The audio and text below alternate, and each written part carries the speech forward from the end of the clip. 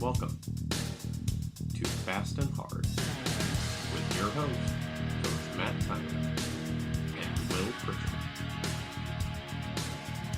Well, Will, welcome back. It's time for show number 2. What a wonderful lineup we got for you today. Definitely, yeah. Our first episode went over really well, and we're excited for what we've got for you today. Who'd have thunk that, huh? 2 rookies going at it. We'll see if we can't get better, you guys. Just hang in there with us. Each and every week, we'll try to give you a little bit more in regard to information and try to ask the right questions and just try to keep it as conversational as we possibly can. And apologize for the length, but when you get somebody going and they're going on the right direction, it's hard to say, hey, got to stop. 8 minutes, that's it. So hang in there with us. This week, we've got Michael Melnik coming back with another installment from the Energized Approach. I don't know about you, Will, but every time I talk to him, I feel just energized and motivated. I'd like to run through a brick wall. How about you? I agree. He is something else, man. Something else. We've also got a full lineup. We're going to add a person to the roster today because the interviews have just been what I would just consider to be top shelf. Starting off our special guest portion this week will be Tarcey Woodson, University of Richmond's head coach. I know you're really going to like that conversation because he goes all the way back to his playing days at North Carolina State and then with the LA Dodgers. Then we'll jump into TU alumni Casper Wells. What an outrageous this career he had, man. I mean, with a couple shifts here and a couple shifts there, that kid might have been playing for a long, long time. So it was fun talking to him and finding out what he's doing out in Arizona right now. And then to finish it off with the head baseball coach of Penn State University, Rob Cooper. Wow, man. I don't know about you, but I thought I knew Rob, but after that interview, I just have so much affection for him. He really told it like it is. I mean, it was a great interview for us to be a part of it. I hope you feel the same way as I do for him. I'm turning into a big Rob Cooper fan. I am too. Well, that'll be the list for today. So sit back and relax. We're going to delve into a little bit of the update for the University of Miami this week, and it'll be short and sweet because the game will be long, the podcast today will be long. So, what's your first question, Will? Well, what's your lineup looking like? I wish I could say that lineup was set. We've got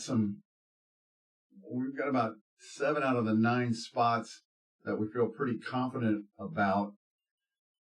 And then we've got some injuries. Danny Becerra turned an ankle last week in the weight room, unfortunately. So that is really kind of thrown us for a loop. Could very well see Casey Bishop in there. Could see Nolan Young move around and play some short, making Lysett start at third and Peyton at second. So the great thing about this lineup is that there are some moving parts, and it's a good thing, a good place to be in, but it is challenging because you're trying to get 12 or 13 hitters into 9 spots and do that with an effective defense out there. I agree completely. Well, so you've got 7 of your 9 spots set. Has Miami released their starting lineup at all? No, they haven't, and that's a great question because after talking with Gino this year, Gino informed me, that's the head baseball coach, Gino DeMaria at the University of Miami. That's my alma mater, so Gino and I have a pretty good relationship, and he was able to tell me that his offense is probably not as true Miami as it has been in the past. We'll see a different team than we saw 2 years ago, but their pitching stats are going to be pretty formidable. They're going to move Palmquist from the back end to the front. And I don't know if you guys are college baseball fans or not, but anytime you got a 6'5" left-hander throwing 90 to 92 miles an hour with massive sink and outstanding slider speed, you're dealing with something that's pretty elite. And that's probably what's going to come at us on Friday night. So our hands will be full, plus he's a good fielder. I don't think he's committed an error in 2.5 years down there. So that might limit our bunting and, so we'll see. We're just going to see what they give us. I know they've got 3 or 4 top-notch right-handed arms too. From the starting perspective, I think they could run 5 or 6 at us that are going to be pretty elite. And then they've got a guy that can close for them. That was the setup man for Palmquist because he was their closer for the last 2 years.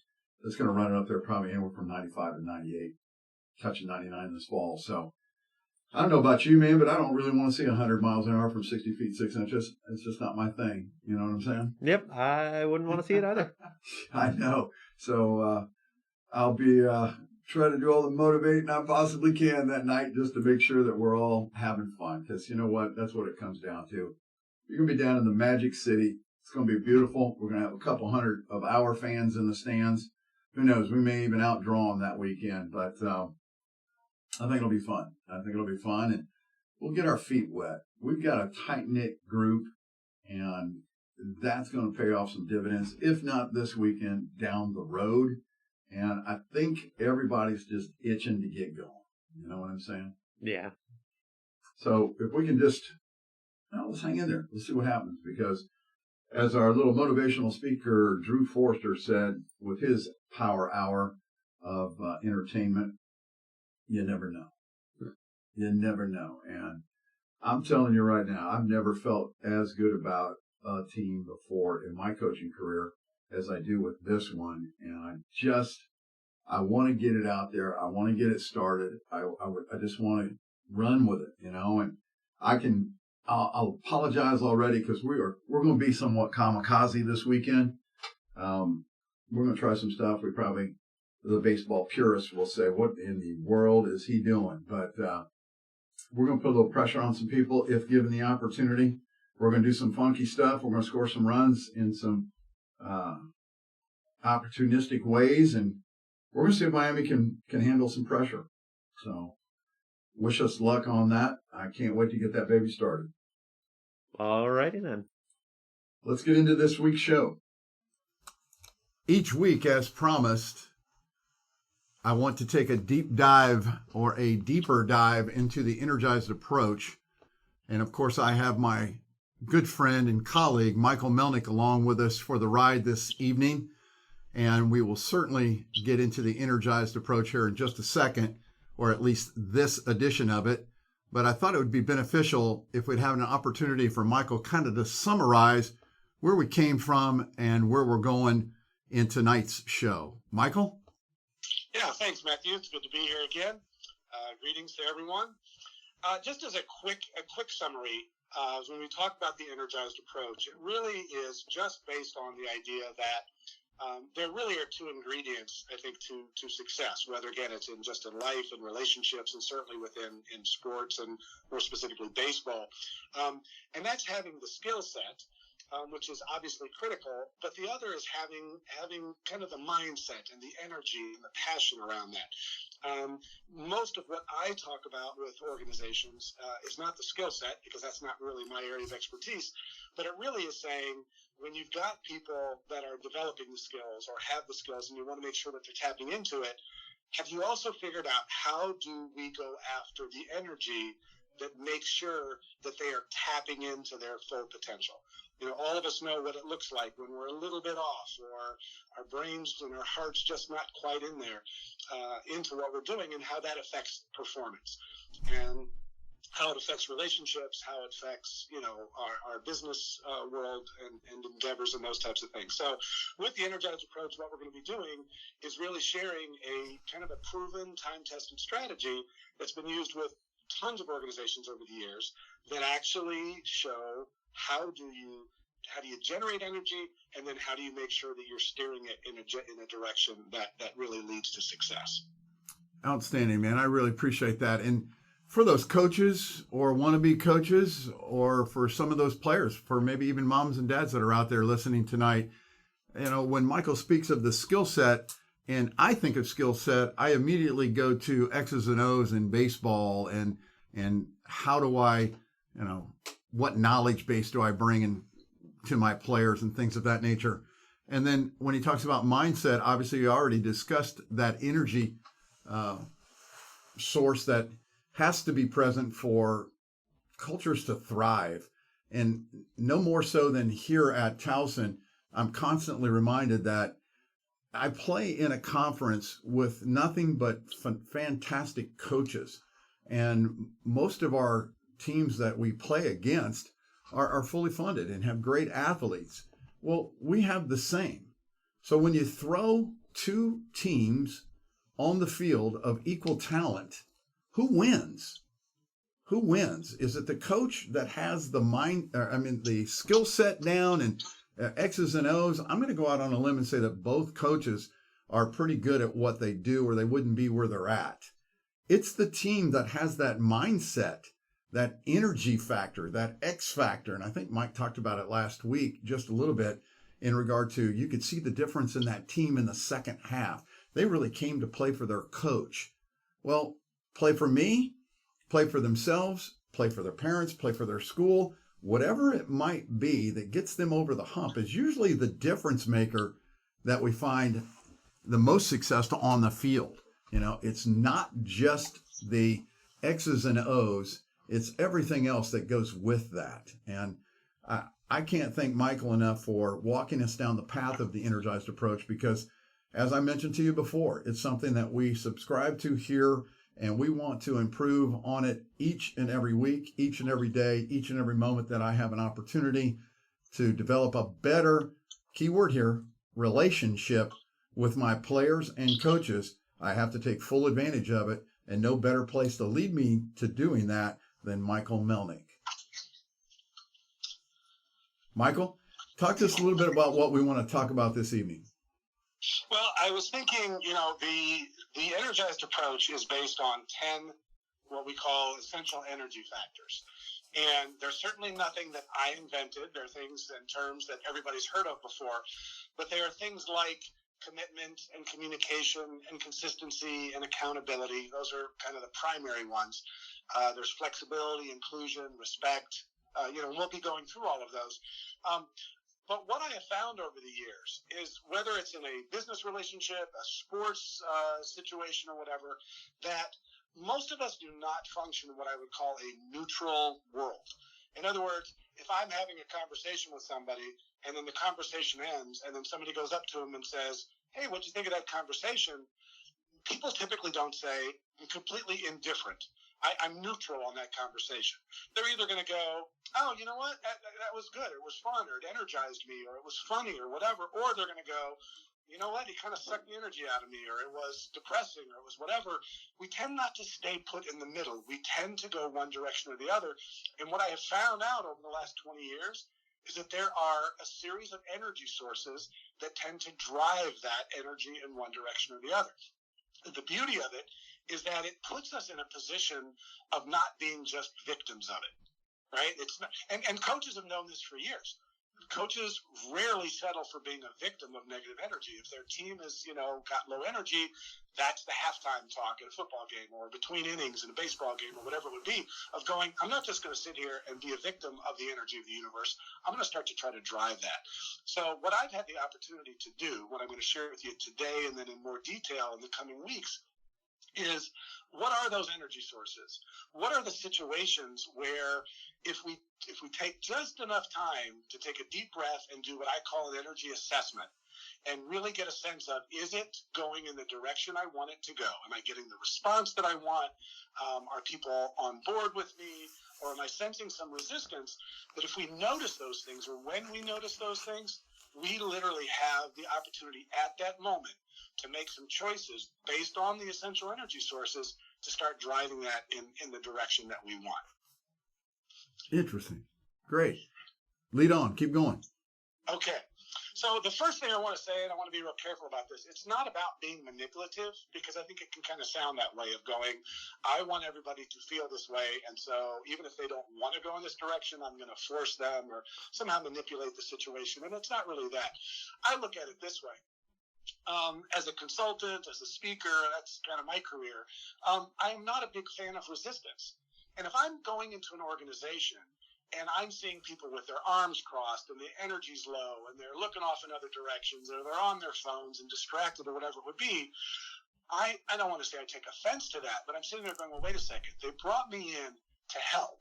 They brought me in to coach their team, or to help them get an initiative done. And I'm finding resistance. I need to kind of look in the mirror, kind of the theoretical mirror, because I'm not going to do that in a presentation, but I kind of need to look in the mirror and go, where is that resistance coming from? And what the Energized Approach does is says, well, wait a second here. Did they just launch this new initiative? And is this group of people sitting there going, I wonder if the organization's really committed to it? We've started and stopped things in the past. I'm not sure they're really committed, so I'm not going to get fully on board, which means what? My energy is going in a negative direction, and that's what I'm seeing reflected as I'm talking to this group. They're not looking at me, and they're not rejecting me. They're going, no. You're not attending to, or the organization's not attending to being committed, really fully committed to this, so I'm not going to get on board.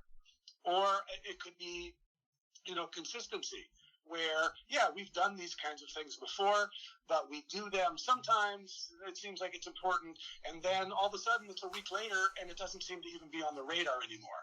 So you know what? If you're not going to be consistent with it, then guess what? I'm going to be hesitant to jump on board. So they're not resisting the individual. They're just sitting there going, I'm not going to invest my energy if the consistency isn't there. So the beauty of the Energized Approach is, over the last 20 years, there's 10 energy sources, and they literally cover every potential source of resistance or lack of energy that could come up. So the real trick to this, and I say trick, it's not complicated, it's not difficult to do, but you have to pay attention to it, is to be ready to ask some questions, to be ready to find out from your players, find out from your coaches or assistant coaches, find out from your family and friends, where is this fluctuation in energy to the negative actually coming from? Because once we know where it's coming from, then we get into what's called the energizing strategy session, which is to sit there and go, oh my gosh, all I need to do is, X, Y, Z, and it's not about money, it's not about time, it's about where you place the emphasis. So I'll share one quick story, and then I'll pass it back to you, Matthew, and make sure we're on the right track here. I do a lot of safety consulting work for companies, and companies are notorious for launching new safety programs. And then they'll look at an employee, in the audience as a part of the kickoff, and they'll look at the employee and they'll say, we are truly committed to your safety. Now, in my mind, and this is just in my mind, I'm not saying an employee should do this, but I wish the employee had the wherewithal and the ability, and I don't want to get them in trouble, to be able to look at the person that says we're truly committed to your safety and look them straight in the face and say, then prove it. Why are you telling me that you're committed to my safety? Why don't you just do what committed to my safety looks like? That's commitment. You're telling me you're committed, but if I walk out of here and I don't see what commitment looks like, because I know what commitments look like, and I walk out of here and you get to say, oh, great, I told everybody I'm committed because we're committed, but then you don't go out into the workplace and do what commitment looks like, then it falls flat. And not only does it fall flat, it actually leads to negative energy. So in regard to baseball, to say to a team, I am committed to, you developing skills, or I'm committed to us, playing 500 ball this year or whatever, please understand, and this is really true for all the energy sources, they all look like something. So if I tell you I'm committed, I need to be sitting there as the person that's saying I'm committed. I need to be asking myself, okay, I've said I'm committed. What do I now have ready to put into place so that my players will look at me and go, wow, you're really committed? What did they see? What did they feel? What did they experience that looks like commitment? It's the same for consistency, accountability, respect, inclusion. All of those things look like something. And we have good use of the language to be able to say, I like to be flexible in my approach. Well, guess what? If you're really flexible in your approach, you almost don't even really need to say that. Why? Everybody who's watching is going to be going, wow, he or she is really flexible in his or her approach. It'll be obvious because it looks like something. So, all right, I'm going to hand it back to you for a second. Well, and I think that's a great place to hand it off, because I remember the final day before I went to my press conference, I had a chance to speak with 11 of my players, and each one of them, or I ask each one of them, what were they looking for with this new coaching change and this new coaching regime, all the new staff that's coming in with? What was it that you were looking for? And one, to the man, with the exception of one or two, said, we want to win a conference championship. Well, after I finished and got the answers from each one of those guys, I went back to the very first one. I said, what does that look like? Because I want to be a part of that too. What does that look like to you? And he goes, well, we have to win more games than anybody else in our conference. And although he was right, he didn't have the full picture. And the picture that I was trying to paint was not the same picture that he was trying to paint. In other words, the commitment to getting up in the morning and having a successful and very rigorous lift at 7 o'clock in the morning, and having had enough sleep the night before to prepare for it, nutrition the night before to be ready for it, to the ability to grab a quick breakfast before you came in, giving yourself enough time, not just getting up, grabbing your coat and running into the lift and trying to get it done, then eating your snack immediately following, then going to class and being successful in class, and then coming to lunch, then getting a little bit of studying done, and then coming out to practice and giving it your all, and then going back for dinner, and then going back to study hall, and then going home and going to sleep. That's what I had envisioned for just the preparedness of our student athletes, much less the actual playing of the game, and that level of commitment is what we had to have first in my mind. It was the building blocks to then hopefully start to change some culture. Well, as we were quick to find out, if my picture and their picture are not the same, then there's that resistance factor that you speak of. And little by little, and it takes time, it does, but you have to stay the course. If the ultimate goal was to satisfy their wants and needs to be a conference champion, then I think you would agree with me, and maybe the listeners would agree with me, that you have to start somewhere. You have to win something. So if in the organizational's mind, if it was safety that you were trying to win, then you gotta show me that you really want me to be safe. Well, I had to show them that I really wanted them to get better in the weight room, because it's an injury prevention tactic, and you get you're a much better skilled player if you're stronger, correct? If you're faster, correct? Yes. All those answers are yes. And then you take that competitiveness from there out to the field. And then from practice, you go from practice into games. And some of it runs out and runs over into your life, right? Where you start to become a little bit more disciplined. And that was the first challenge from the level of commitment for us. Thankfully, and it's going into year 5, we don't deal with that anymore. Our weight room time is, in my mind, some of the most productive time that we've got.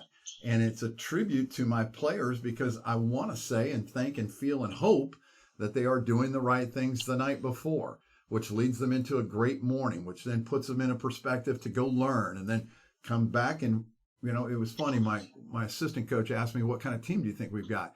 And I said, we either have a mature team or we're in trouble. And he said, well, after 2 days on the field this spring, he said, what do you think? I said, I think we have a mature team. We've got some guys that know how to do it. They've been a part of it. They're committed. There's 2 things that on a baseball playing field, or for that matter, any walk of life, 2 things that you can actually control: your attitude and your energy. And if you bring both of those every day, if you bring a positive attitude and you bring positive energy, you have a chance in this world, and you can make an impact on somebody else. And I think that's what this program needed, was 2 people to come on board and be committed, because 2 then turned into 4, and 4 turned into 8, and 8 turned into 16. And then all of a sudden, last year, however low of a bar it is, it's still a good bar. You make the conference tournament, first time in 8 years. You win more games than you have in 21 or in 10 years.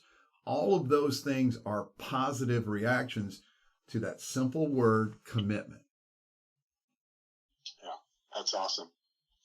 That's awesome. And as you're saying that, it is, as I'm thinking about the energy sources and how they apply, particularly in sports, it is, most people know how to handle winning.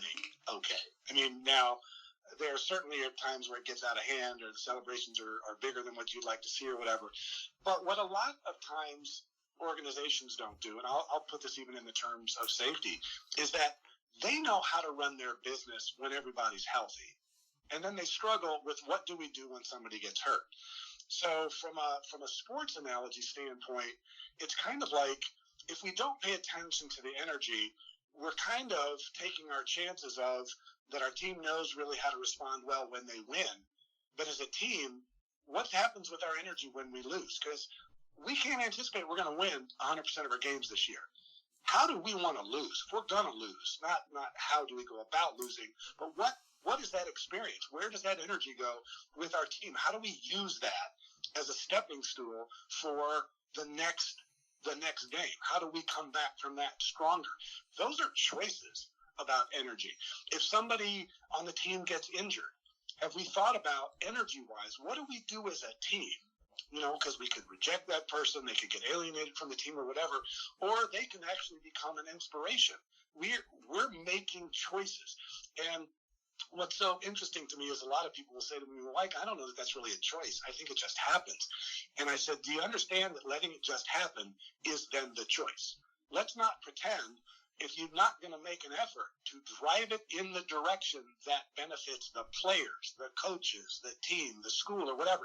If you don't actively do that and you're passive about it, then you're making a choice to let it go in whatever direction it goes. And in many instances, it goes in ways that are negative, and then we feel victims of it. And I think it's important that the reaction not be, oh man, the energy's bad, this happened, and we're at the mercy of it, versus going, how would I like to handle that differently next time? Because I'm not sure we stepped in and said, we have a different choice we can make here with this injured player, with this loss that we thought we should win, whatever it might be. How do we turn that into a positive? And again, the energy sources play an active role in that. Well said. And I can tell you that we recently did an interview with Rob Cooper, the head baseball coach at Penn State, and I thought it was very, very interesting that he said, my first 3 years, we had this thing headed in the right direction. And then in the next 3 years, I actually probably made some mistakes. And, if I could go back and redo the first 2 years here at Towson, I know that I would have taken the losses, however many there were, and I would have changed the energy after each and every one of those games and tried to point them in the direction of winning or getting better, or how could we have just changed one thing that day and taken away some sort of victory. And for that, Matt, I'm deeply apologetic to those first 2 years because I got caught up in wins and losses just like everybody else. And, I'm sitting there going, boy, this is my first year as a head coach at Division I level. And I let the emotional side of the game create a negative reaction from me. And boy, I think what you just said, you can channel the efforts when something negative happens into a positive. And if you do that, you're going to keep your team, you're going to keep your organization, you're going to keep your relationship charted in the right direction. Would you agree with that? Absolutely. And as I'm hearing you say that, and I always am sensitive to this because, I work a lot in business and industry where this language around, the emotions and the energy and stuff is not their typical language. Now, certainly within sports, it's well understood. People really do want to go after that energy and sense it, whatever. But I'm not sure sometimes outside of the game situation or a training situation where maybe it's just a conversation in your office or whatever it would be, that the exchange of energy is going on all the time. And we, whether it's as a coach or me as a consultant, I don't get to dictate when I want it to have the most impact. That's being dictated by the person I'm interacting with, which means that I need to be paying attention to it pretty much all the time, because I don't know when a person on the other end of my conversation is now putting a lot of stock in the energy around this interaction. I might take it as just, oh, I just had this little phone call with so-and-so, and I wasn't really paying that much attention, whatever. The other person may be hanging up from the other line going, God, I really needed them right now, or I needed a different response from them, and I didn't get it. And now the impact is disproportionate to what I thought it would be. And as we move through our day, and I guess that's one of the points of this particular overview, is that as we move through the day, it's at least being aware that even in our lack of awareness, we are influencing energy all day long. People we bump into, people we have casual conversations with, people that we are coaching, people that we have heated discussions with. The exchange of energy is going on all the time. And it's not sometimes until we get to the end of a day or a week or a month or a year or of a player's career where we actually find out in an exit interview or whatever of them saying, God, it was so much fun, or this has been the best experience of my life, or I just didn't really click for me or whatever. And in retrospect, we're going, gosh, I wish I would have known. I wish I would have been paying attention to some of those interactions, because maybe I would have done it differently. Absolutely. And I can tell you from a personal perspective, and you've heard me mention this a couple times already, in that, you subject yourself to a particular style, i.e. the Energized Approach, very early in your career, and then you kind of drift out of it, and then you drift back into it, and then you drift out of it, and then all of a sudden, boom, it hits you like a cold spray in the face, where those relationships ultimately matter, and the energy ultimately matters, and providing what you just mentioned to players, to employees, to your soulmate really becomes something that should matter, and I think we have to be reminded of that on a weekly, daily, hopefully not hourly or minute basis, but it is really something to take into consideration. And I mean, you can find it in the commandments, right? I mean, how do you want to treat somebody? Well, how do you want to be treated? And boy, if you're a positive influence and you really have that energy going, as I know you are, for those of you that don't know you and haven't had an opportunity to work with you, for those, we were roommates, man, and this is not something new for Michael Melnik. Michael Melnik has been this way all of his life. However, good, bad, or indifferent, he is the most positive person you would ever meet. He is the life of the conversation. He just finds the good in everything there is to do. And it reminds us, or it reminds me, and it should remind you, that you can too. Because if I can, you can.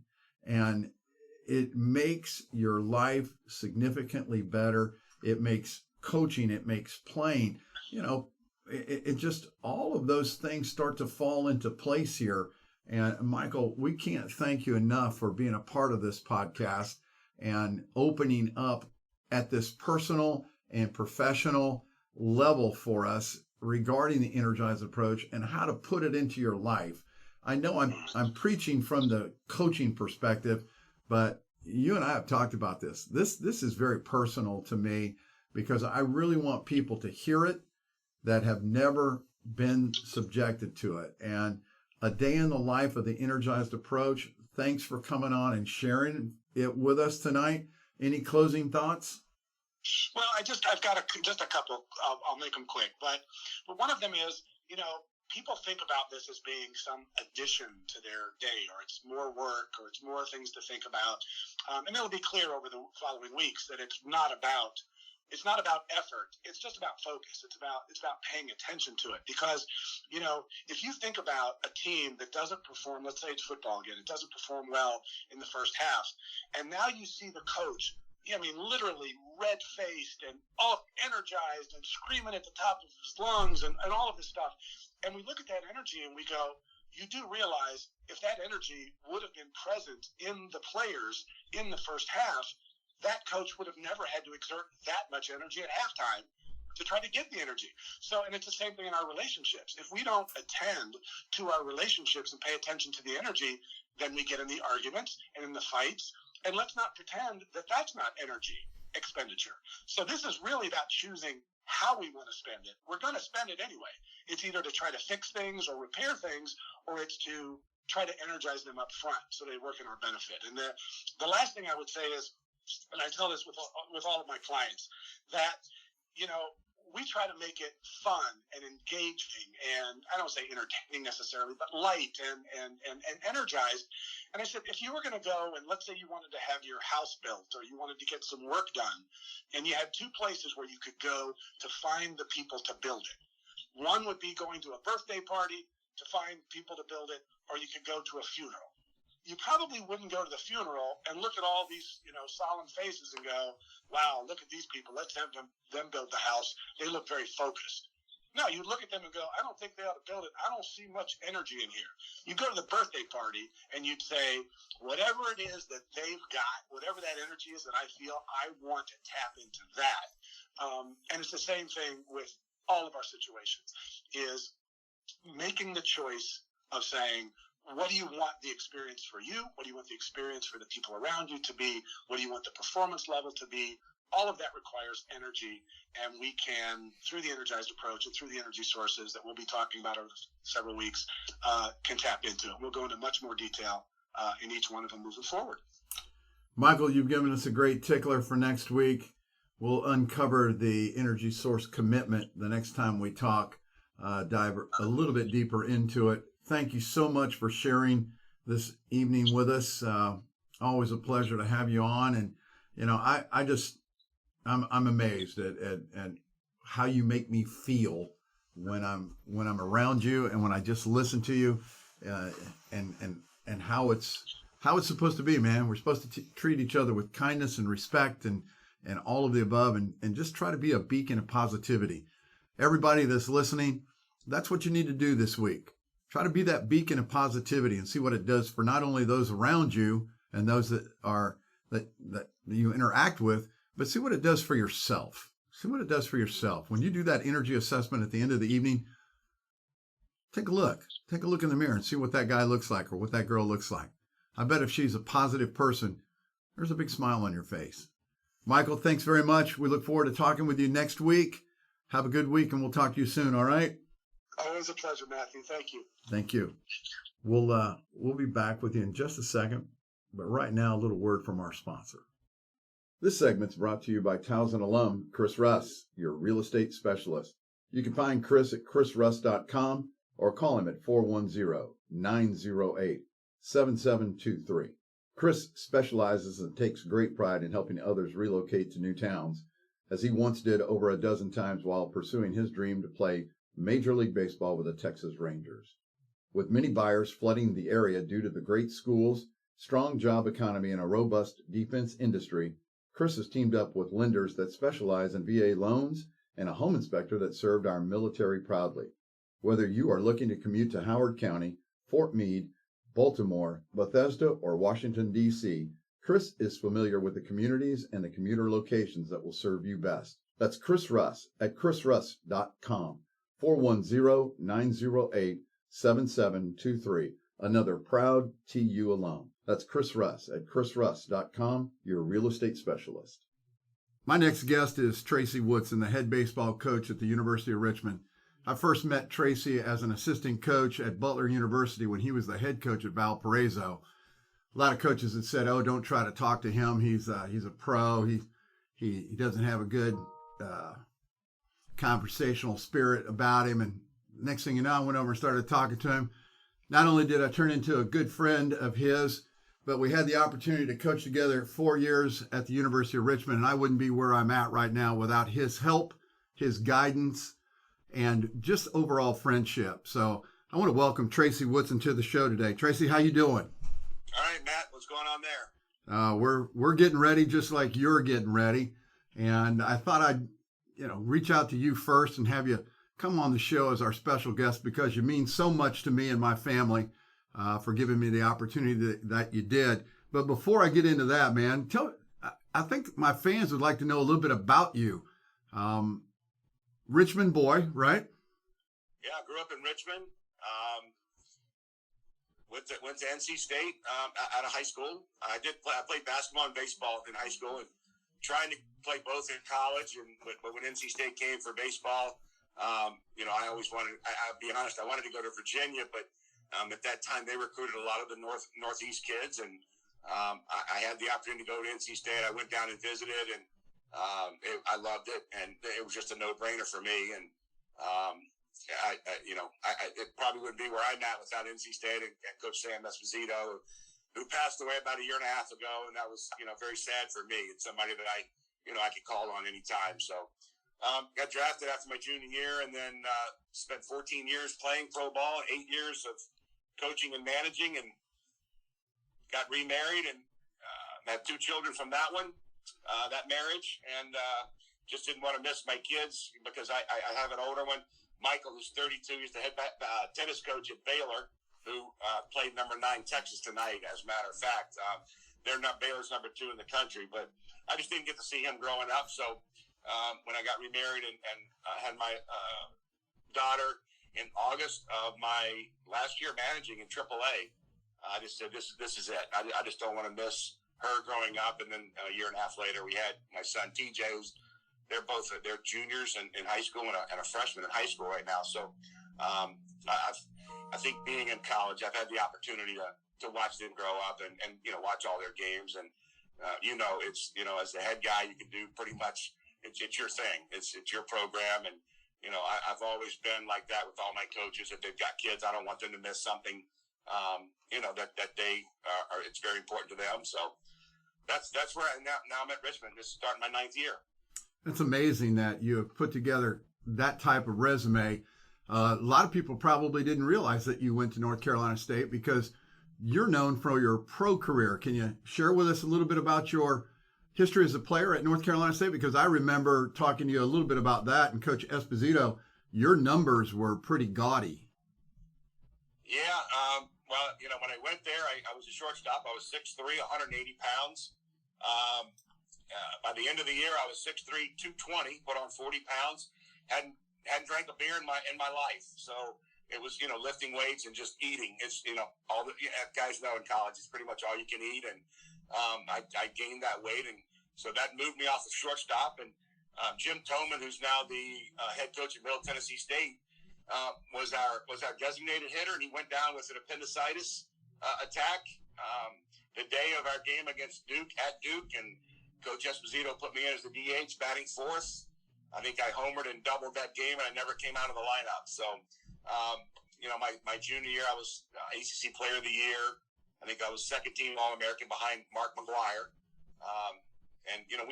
It's weird because back then, I know, where you were at Miami, everybody played all these games. We only played 40 games, and that was the only disappointing part is we just didn't play a ton of games. Coach Esposito, had his niches, and he didn't like to travel a lot. So we played 40 games, and that year I hit actually 25 home runs and had 77 RBIs, which right now are still tied or at the top at NC State. So I'm very proud of what happened. But Coach Esposito taught me, and he taught me a lot of things, but he really got me ready for professional baseball as a player, and then how to act as a coach. I think he's changed.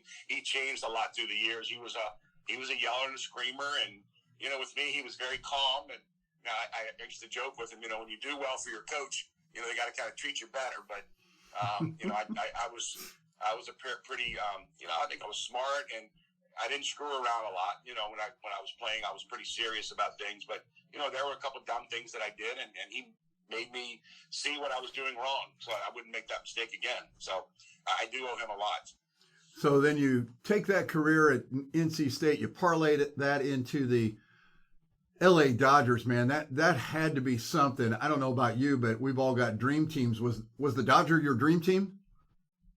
No, it really wasn't. Growing up in Richmond, TBS was the big thing, and with the Atlanta Braves every night, plus the AAA team was here in Richmond, who I actually played for in 1991 with the Richmond Braves.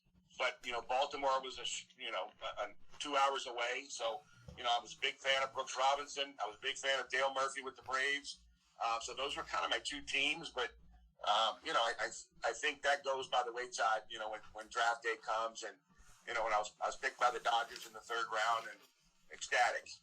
Just couldn't wait to get going, and that's where it started. For those of you that don't know, there are some premier organizations out there, and being drafted by the LA Dodgers, that's one of the premier organizations in Major League Baseball. And to go in the third round, you're a prospect. So what was that like coming up during or all the way through the minor leagues for the Dodgers and then reaching the pinnacle and playing in LA? Well, you said it right. I mean, the Dodgers are, at that time, Dodger Town's in Vero Beach, Florida. It's still down there, but the Dodgers have obviously moved to Arizona for spring training. It's Vin Scully Drive, it's Don Drysdale Road, it's Sandy Koufax Avenue, it's you name it, and they've got names for them. And Peter O'Malley was the owner at the time, and he just did. It was a family atmosphere. He lived on it's kind of like a campus, really. It's 4 fields or whatever, but it's living spaces. So two players to a room, but the O'Malleys lived in, I'm sure it was one of the suites at Dodger Town, but you could see him and his wife riding a bike all the time through there. They would have one night a week during spring training. They have a special night. It could be seafood night or, a circus night where they bring in rides for the younger kids of the big league players. And there's a slide and pony ride, everything. I mean, they made it comfortable. They had a game room, but all the big league players, they're around. Fernando Valenzuela was always around, joking around with us. And he was in the game room, and we're playing pool or ping pong or whatever. And, he's trying to catch you by the back of the foot with a rope, just joking around. And those are the stuff that I remember. And, and those guys, Koufax, Johnny Padres, they're all at spring training. Some of them are throwing BP to you, some of them are working with the pitchers. So, you learn from the right guys. You learn the Dodger way, and it was a way. You were going to do it like that, or you probably weren't going to make it. And, so and I think it's still that way a lot. Baseball's changed a whole lot now in the big leagues and in professional baseball, but I think I was very fortunate to be around at the time when it was more of a family atmosphere. And, when you walk to the main stadium for a game, it's just ropes blocking you from the fans, autographs. And, now you can't even get down to them because of the stadiums. So I think it was quite a bit different. Interesting. That's interesting. Tell me so you go through the minor league system at the LA Dodgers and you get to Chavez Ravine. You're playing for Tommy Lasorda. Give me your best Tommy Lasorda story. Oh my gosh! I can't say some. I can't tell some of them. I hear you. I know some of them for personal experience, and I mean they would crack you up. I joke with my players and my coaches. I'll tell my coaches a lot of the stories, and some of my players, I say, hey, when you're out of school, graduated, you got a job, you come back, I'll take you to dinner or whatever, and I can tell you some stories. Tommy was. I can't give one big, probably main story, but Tommy was involved in all the pranks and the jokes, and he was. I mean, in LA, he was there to be seen and to see who was there as well. I mean, after the national anthem, he's looking up the stands, he's waving to Barbra Streisand and Don Johnson and Magic Johnson, and so that's the way he was. And I will give the story that Gibson. Everybody, I think, is the '88. And what Gibson meant to that team when he first came over there as a free agent. And, somebody put eye black on his forehead and before a game kind of as a joke. And, he was on the field getting ready to play and he took the hat off and everybody was laughing at him and he went ballistic. And I think that's what changed the mindset that year and put guys in he's here to win and we better hop on right now or we're going to miss the boat. And, Kurt went down to Lasorda and said, you better find this guy. I'm not going to, and he was using some other language. I'm not going to play today. And Tommy said, I can't, and he was kind of mumbling. And Kurt said, I'll see you. And he walked out before the game. Tommy had to change the lineup that day. And the next morning they got together about 5:30 and, he said, hey, let's kind of sweep it under the rice. No, I'm here to tell the truth. I'm here to win. And we had a big old meeting and, it showed right there because I love to, have a joke and, and play pranks just like the rest of the guys. But when I'm on the field, I'm here to win. I'm here to win a world championship. And he was saying this in the locker room and, our eyes, my eyes were lit. I mean, my eyes were wide open just listening to what he's saying. And, deep down, that's the kind of player I am. But, man, I love pranks and stuff, but this was no joke. And I think it really built. And, the Dodgers hot that year, man. They started out on fire. They kept the lead throughout. And, we got challenged at the end, but we kept our distance. And, it was 6 or 7 or 8 games, in August. And we just had to keep winning, and that's what happened. And Gibson's the MVP of that year. Hershiser was a Cy Young winner. So, we had two of the big, and we weren't by far the best team. On paper, we were not the best team. We beat the Mets, who had won 103 games, and we beat the A's, who had won 104. But we had two key parts. We were really good pitching, but Hershiser was on a different planet. And then we've got Gibson, who, is the MVP and basically changed the attitude of the team. Yeah. Great story. You know what? I don't think that's one you ever shared with me. That's because it was a clean one. Oh, well said. Well said. Well, hey, I know you were on the receiving end of a high five after Gibson hit that home run, right, in the '88 World Series. Yeah, I was putting my hand up, and Sachs kept pushing me out of the way because he said, we can't touch him or the run's not going to count. And deep down, thinking, dude, you're an idiot. I said, we're going to bombard this guy. And, hugged him. And, guys joke. I want to win, whether I'm playing or not. I didn't care. Of course I wanted to play.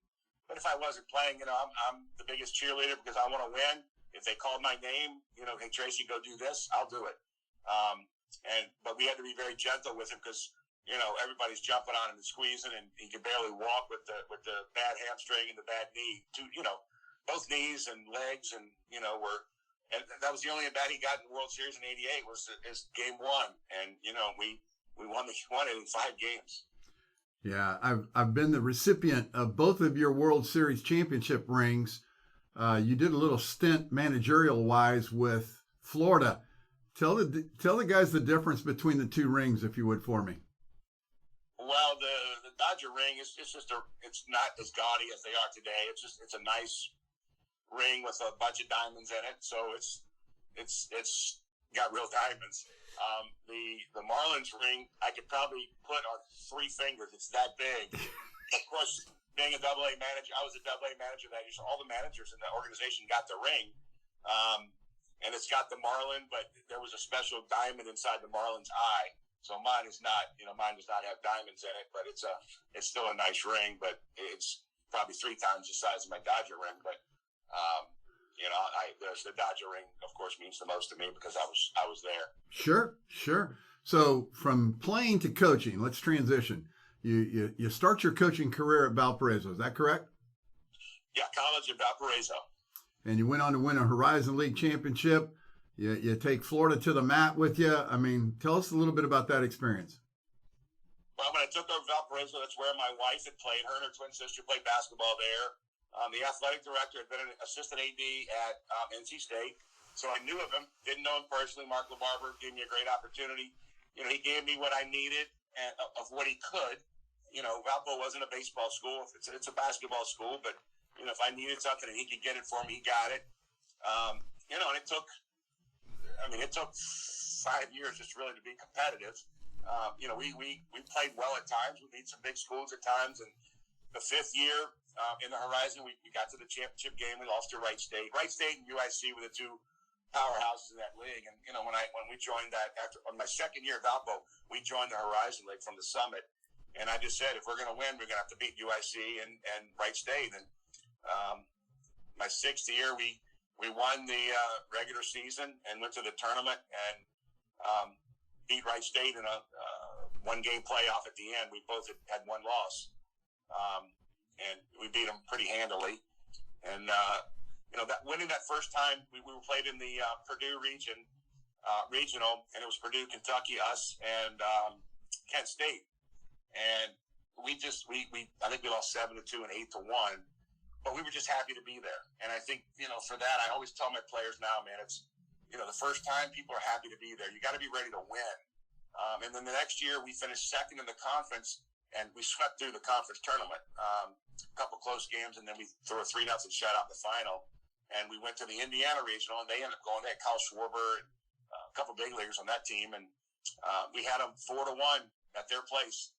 Going to the bottom of the 9th, got the first out, then a little slow roll to 3rd, and my third baseman couldn't get out of his glove. He flipped it, bang, bang, and they called him safe. Then they went double walk-off, and I couldn't sleep. You know, it's probably one of the worst defeats I've ever had. It hurts because, you know, you really can't do anything about it. My closer, Casper Wells, had given up one earned run all year. He'd been great, and I just felt bad. We came back the next day to play Florida in an elimination game, and we beat them 5-4. And, you know, for us, even going to the tournament the year before, it was the first time in 40 years.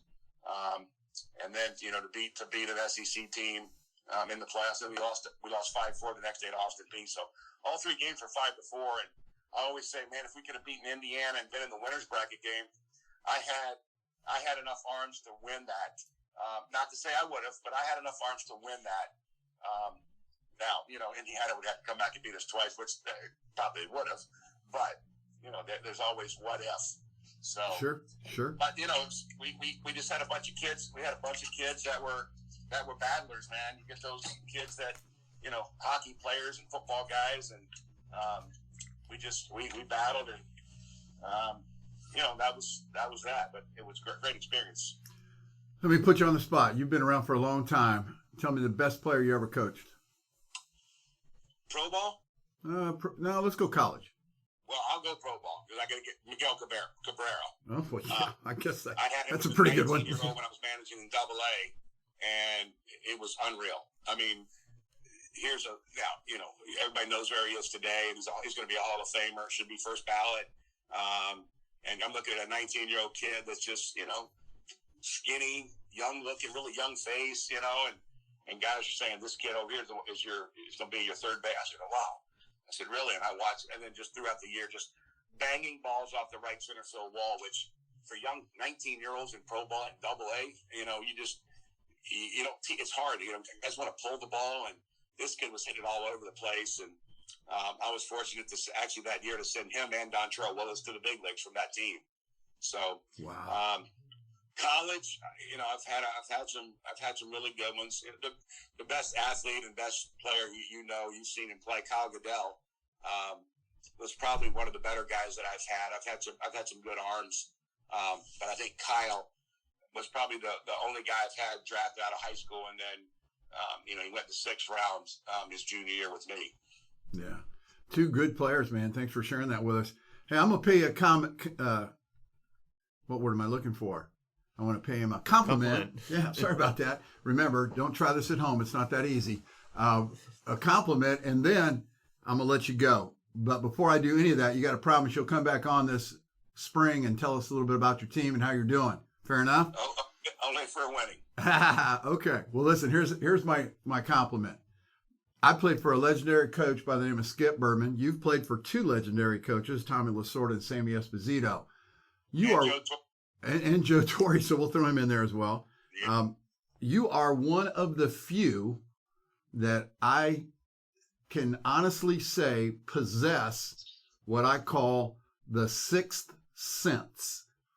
I remember standing next to you and listening to you tell me what was going to happen on the field. From time to time, I get that, but it's ingrained in you. Can you share with myself and our listeners where that comes from? Well, I mean, for both of us, gosh, the amount of baseball we've seen, we've watched, we've played. Actually, I told you TJ was going to be getting in the car. He's in here with me now. And you know, he's smart because he's around it all the time. I was around it all the time. You're around it, but there's plays that are gonna, you know, in certain situations, and I feel like, guys, this is gonna happen. I probably should make a move now. And if I don't make a move, I want to shoot myself because that's what happens in the game. I know. And you know, I don't like pitching out a lot, but I feel like, you know, at certain times, hey, they're going to do something here, or, you know, whatever it may be. But I get a lot of thoughts during the game, and when they don't happen, or if I don't do something about it and it happens, it bothers me because a lot of times it will happen. I tell my coaches now, man, if I say something and we want to do it, guys, we don't let me change my mind. I feel like it's going to benefit us. So all the time. Well, hey, listen, man, say hi to TJ for me, and of course, say hi to your beautiful wife Lisa and your daughter Erin for me. Listen, thank you so much for taking 30 minutes out of your time to share some fun experiences and stories with my listeners. And I know Will is very thankful he got an opportunity to meet you as well. All right. Thanks, Matt. I appreciate it. Good luck this year. Okay, buddy. We'll see you. Go Spiders. We'll see you. We'll be back with you in just a second. But right now, a little word from our sponsor. Hey, well, it looks like we've got a new sponsor. And the Jungle Cat would like to thank the fine team at Capital Seaboard, the top distributor of fresh produce and seafood in the Mid-Atlantic region. Capital services the top chefs in restaurants, hotels, caterers, and kitchens from Philly to Richmond. They're a chef-driven, highest-in-quality company, proudly serving the region with over 90 vehicles delivering 6 days a week. And thanks very much for that sample of lump crab meat. Can't wait to dive into that after tonight's show. What do you think, Will? You ready to try some? I'm ready. Great. Well, thanks again to the people at Capital Seaboard for their fine and continued sponsorship. Our next guest is Rob Cooper. Rob is the head baseball coach at Penn State University and a personal friend of mine. I had the luxury of meeting Rob as we competed against one another when he was the head coach at Wright State University and I was the assistant at Butler University. And through casual conversation, I found out that Rob actually had a significant tie to the University of Miami, and that put us on a friendship path that has remained strong for the last 15 years. Rob, it's great to have you on the show. Really appreciate you coming on. Yeah, man, it's awesome to be on here with you. I mean, us Canes, we got to stick together, right? That's what we try to tell people. As our football team sinks deeper and deeper into the abyss, it's harder and harder to find us. So. Yeah, I like the direction they're going, though, man. I mean, Mario might be the guy, and seems like there's some exciting things going on down there. Absolutely. We're looking forward to it. I knew that when I played at the University of Miami that Coach Frazier and Coach Burtman had long tentacles, and they reached all the way into the state of California for quality and talented baseball players. And if I'm not mistaken, you're from California. Am I correct? Yeah, that's correct. So when Skip Burtman left to go to LSU, Jerry Weinstein, who, as you know, is one of the most accomplished, most respected coaches in all of our game, he was the head coach at Sacramento City College, and Coach Frazier hired him, and Jerry came out and was an assistant at the University of Miami for a year. And then he returned back to Sacramento City College to be the head coach. But from then on, some of the best guys that played at Miami were some Sac City guys and California JUCO guys, whether it was F.P. Santangelo, Greg Vaughn, Mike New. But that's exactly where it came from. Now, I wish I could tell you, man, that I was in that mix of talent. I was more of a groomed coach that was able to go to the University of Miami. Well, and I don't think it really matters how you got there. It's just that you got there, and the wealth of knowledge that you pick up while you're there would benefit anybody. Agree? Oh, no question. I mean, I look back on it, coming from a place like Sacramento City College with Jerry Weinstein and learning from him and the other coaches there, but then I go to Miami, and even though I didn't get to play for Frage, he was around the program. So you're learning from the wizard of college baseball. I mean, so much of what we enjoy in the sport today is directly linked to his actions in the game. And so whether it was him, and then Jim Morris coming in and being the head coach, I mean, I was lucky. I got to be around some really special baseball people and really helped jumpstart my coaching career and my base of knowledge to begin with. Absolutely. But fill me in now, because after Miami, did you not or did you spend a little time with the Dodgers in their scouting service? Well, so when I was a player at Sacramento City College, I knew I was going to be a coach. Because I loved the game, obviously, right? And I was okay. I was a good high school player, but just an okay college player. So I actually started doing some associate scouting for the Dodgers as a player at Sacramento City College. Wow. Did not know that. I did not understand that track. That's fantastic. See what you learn, man, when you come on the Tyner show? Even Tyner learns a little bit about you. But don't say you weren't that good of a talent, because your skill set as a coach would allow you to not only have a resume that many coaches would kill for, but you've had an opportunity to coach the Pan Am team and the USA team a couple times, haven't you? Yeah, again, very, very fortunate. You and I, share a lot of different, things in the sports world. And for me, one of the things that always kind of stands out to me is, the 1980 USA Olympic hockey team. That just was always one of the greatest moments to this day. That just sticks in my mind. And so then I'm at, growing up in Sacramento, California, and I open up Topps baseball cards, and there's, Barry Larkin and Mark McGuire and Will Clark and all those guys wearing USA baseball, jersey. And then going from there to Sac City, and Jerry being an assistant, on the Olympic team with Ron Frazier, and then again with Skip Bertman, and, and coaching the 87, he was an assistant on the 87 Pan Am team. And so, it was just always something I really was passionate about doing. I wanted to wear that, that USA across my chest. And I was fortunate enough that, Mike Weathers, who was the head coach at Long Beach State at the time, was named head coach for the USA team in 2007, and picked me as one of his assistant coaches. And then in 2009, Rick Jones was the head coach, and I got to be one of his assistants. And then I was lucky enough in 2013 to be named the head coach for the 18 and under USA team. And we went and played in the World Championships in Taiwan, and those guys overcame the coaching. We won a gold medal. So it was it was unbelievable.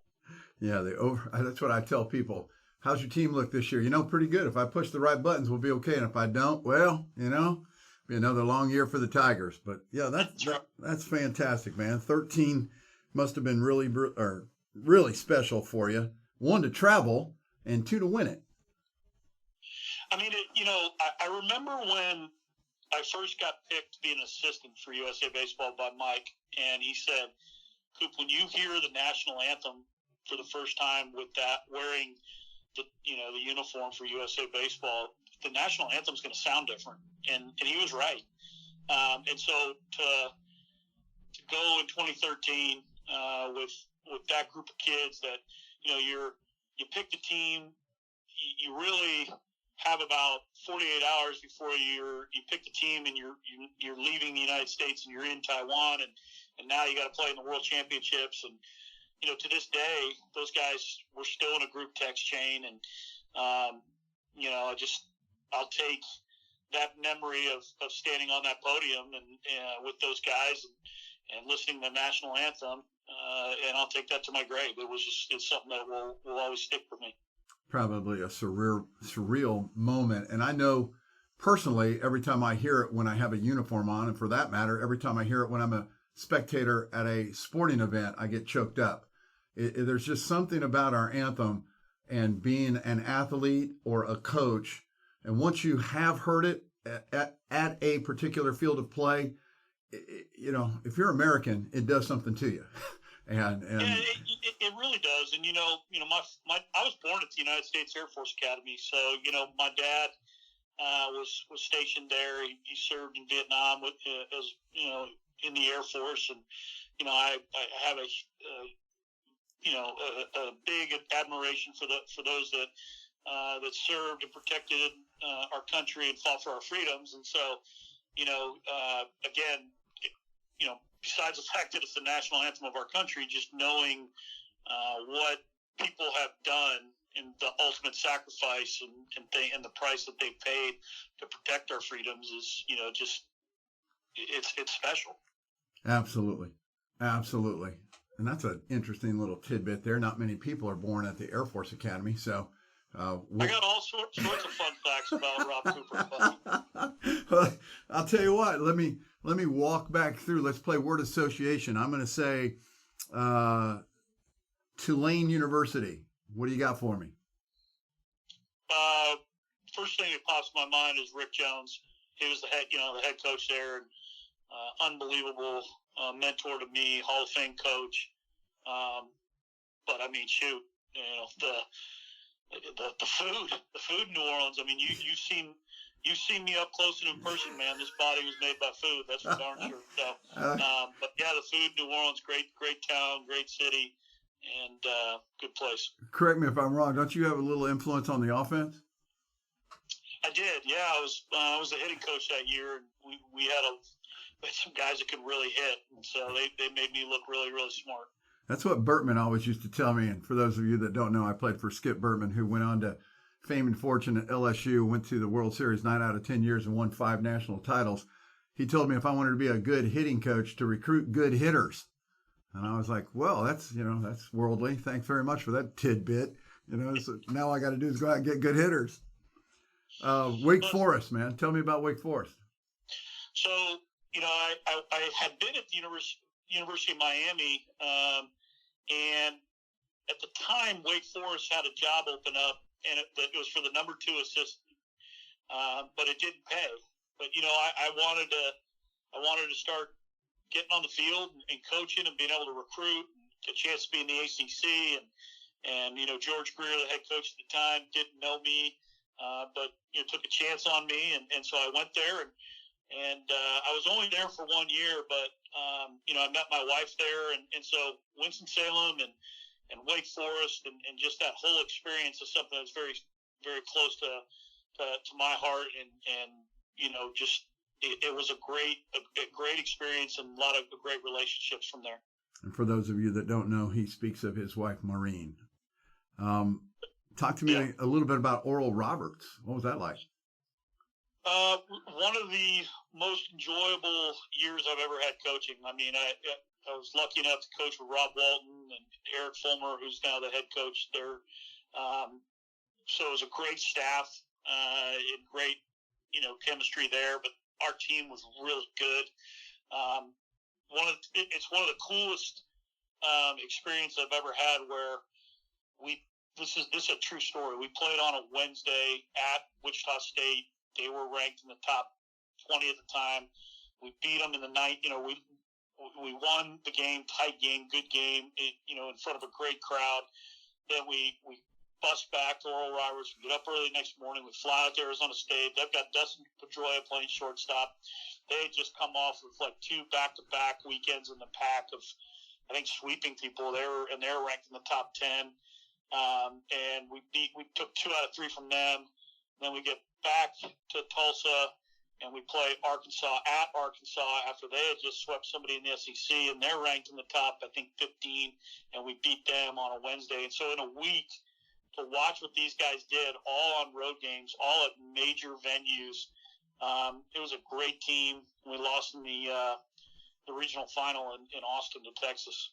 It's funny. People don't realize the baseball is played at Oral Roberts, but you and I do, and I remember as a Hurricane at the University of Miami, our first trip to the College World Series, we faced a left-hander by the name of Ron Meredith from Oral Roberts, and he was top shelf.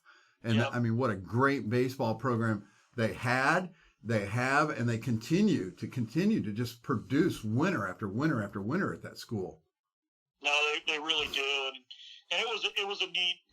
It was a lot of fun to coach there with that team and those coaches, and again, more special memories. Absolutely. So then you go. Did you have a stop at Miami after that?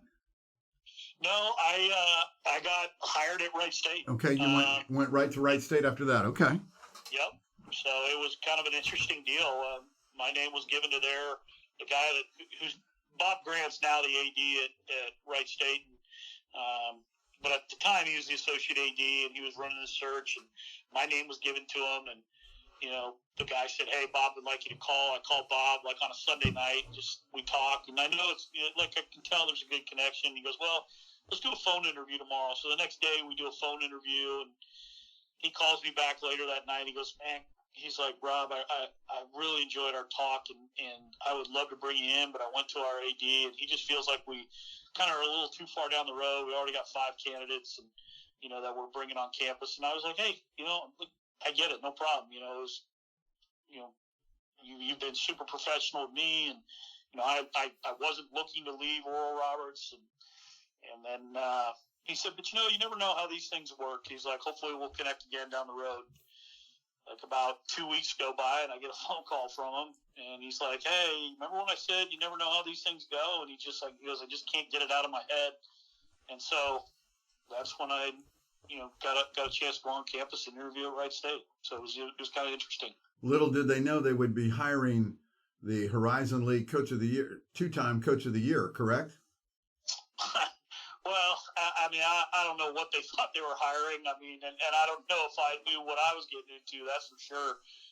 But, I was blessed there. We had, I had a great assistant coach and Greg Lovelady and really good players that wanted to see that thing turn around, and then really great support from the administration. And, I tell people, I said, probably the best thing that ever happened to Wright State was me leaving, because then Lovelady took it over and took it to a whole nother stratosphere. So it's been great. And probably the thing that's the coolest to look back on is like you see, they affectionately refer to themselves, the Wright State baseball program, as the Raider Gang.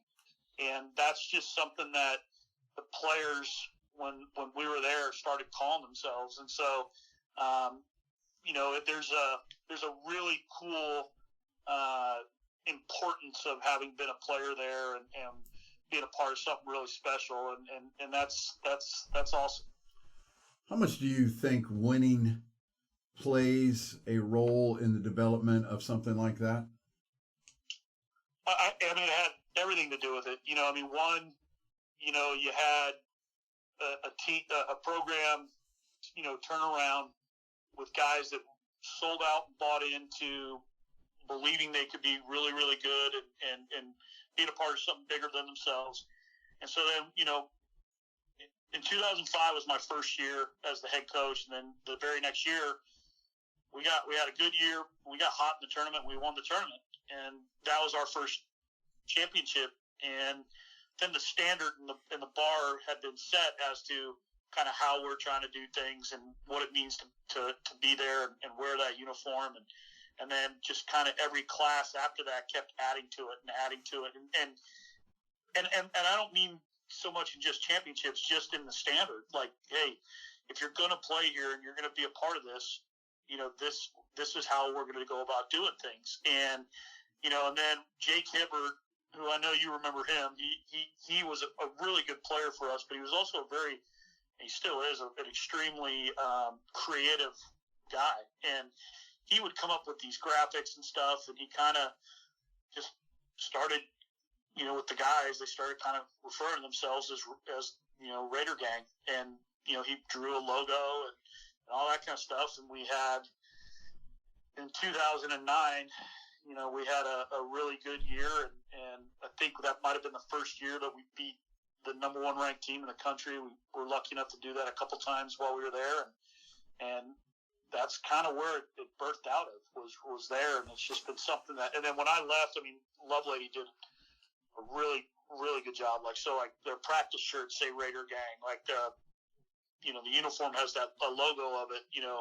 It's pretty, it's pretty close to what happened at Long Beach State, where they, everybody, people that don't know this, but Long Beach State in athletics, their mascot is the 49ers. Every sport except for baseball, which they're called the Dirtbags. And that was something that, was born out of a College World Series team, because they had that team back in the 80s had to go or either 80s or early 90s had to go practice out on a all dirt infield because they, didn't have a on-campus stadium. So just cool stuff.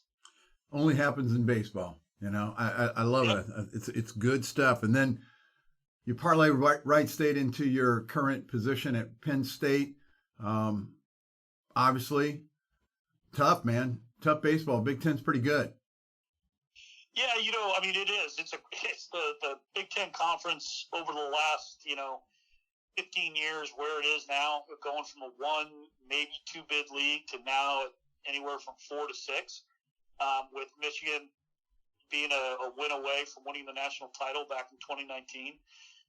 It's a good conference. Now, I'm not afraid of. I've talked publicly about this, and I'm not afraid to admit this. Like I made a lot of mistakes, early here, and then got didn't trust kind of stuff I believed in and everything. And now I've been fortunate enough that I've had administration here that understands the challenges we have, and they understand that they believe in me, and so we were really in a good place. I mean, like our first 3 years here, we were making progress. We lost on the last day of the regular season. If we had won that game, we would have made it to the conference tournament. So the first 3 years trending up.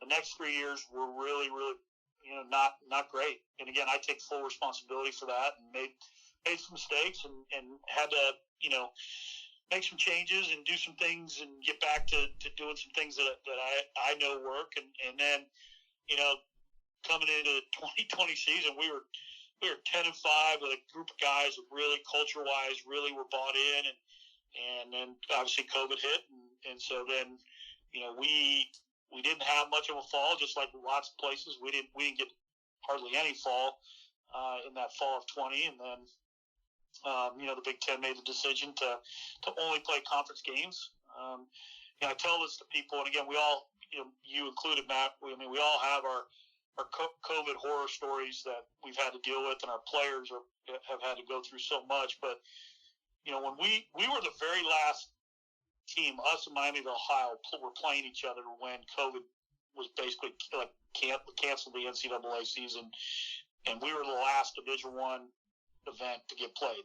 And I knew right before the first pitch that was happening. Our guys didn't know, but when we got on the bus to come home the next morning, and we pulled up at Penn State and we're getting off, there was probably 15 to 18 guys that I did not see in person again until the end of January of 21, when we were getting ready to start back up at school and practice for last year's season. So, it's been a challenge, but and then we, here we are now getting ready, week and a half away basically from getting ready to start, and I really like our guys, and we'll see. We'll give them a heck. Hey, can I borrow a power hitter and maybe a closer? I've got the Canes on tap for the 18th, 19th, and 20th. I could use just a couple extra dudes. You got anybody you can loan me for a couple of days? Yeah, I tell you what, man, I know that feeling. We actually are going down there to open up the season next year. But no, I think I have a guy or two like that I could, you would be comfortable with, but I'm still trying to figure out what role they fill for us. So, I'm going to hold on to those guys right now. Sorry, I would love to help you. And I did say that us Canes have to stick together, but you might be on your own this year. I hear you, brother. Hey, I've got one other tough question for you, and I know we've gone over a little bit, but I just don't feel like I can let my listeners down here. You're a bright coach. You're worldly. You've been around. You've dipped your toe in the pond with all of the soothsayers of the game. I mean, what challenges does college baseball face? Well, I look, I'm an older school guy, with Jerry Weinstein and Ron Frazier and Jim Morris and guys like that. But we have such a great sport. I think baseball is in a very fragile spot, not just in college, but pro ball as well. Without being the old guy, get off my lawn, because I do think that some of the changes in the game and not having to have played in the big leagues and being able to coach professional baseball, I think that's great. I think that's good for the game. I really do. Bill Belichick doesn't care if you were a JV football coach out in Northern California and he felt like you could help his football team win. He doesn't care if you played in the NFL. So I think there's some really cool things that have changed the game, but I don't like how we're changing the game with certain rules. I don't like how, we're making it so that the casual fan who probably isn't going to really enjoy the game anyway for the same reasons why we fell in love with it. I just don't want it to get away from what we all fell in love with. Now, college baseball, I mean, I don't like where we're at with recruiting. I don't, 11.7 has made it now where more so than ever, kids are commodities.